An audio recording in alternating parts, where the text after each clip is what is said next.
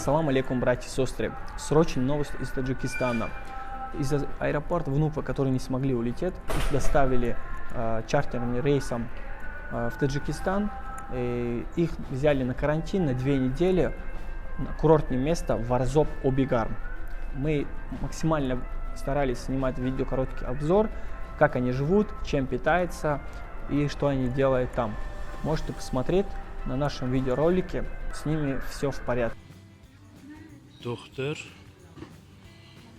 mana zar. Yo mana odam yo'qlik payt odamni o'rganim yo'q, odam yo'qlik payt kelib turibman og'ayni.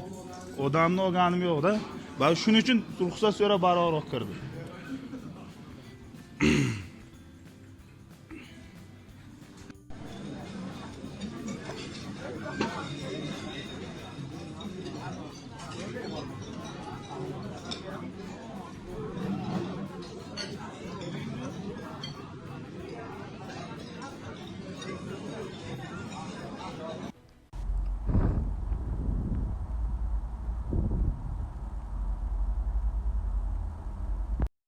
Mana наружный вид, балкон.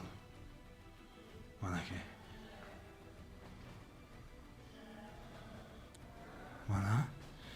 Mana bir perikur joyi.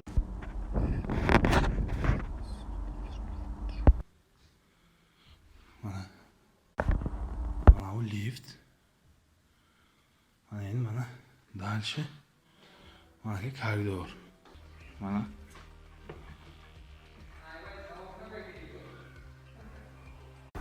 Har як дахона дукка сейкаси дигар. Максимум. Televizor. Hammasi qo'ydavi. Mana shkaf.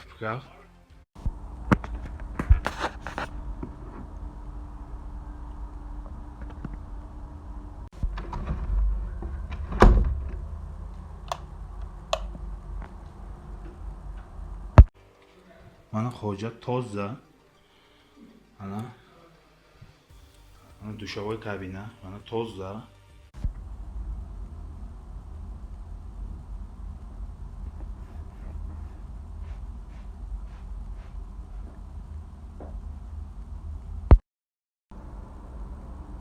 Mana sumkomo да худамо ҳамаш 100%.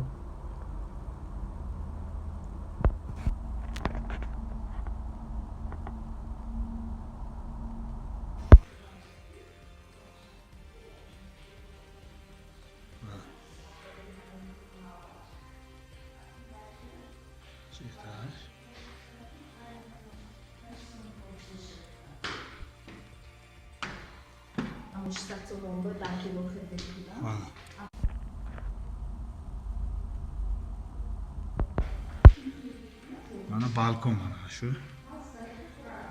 Mana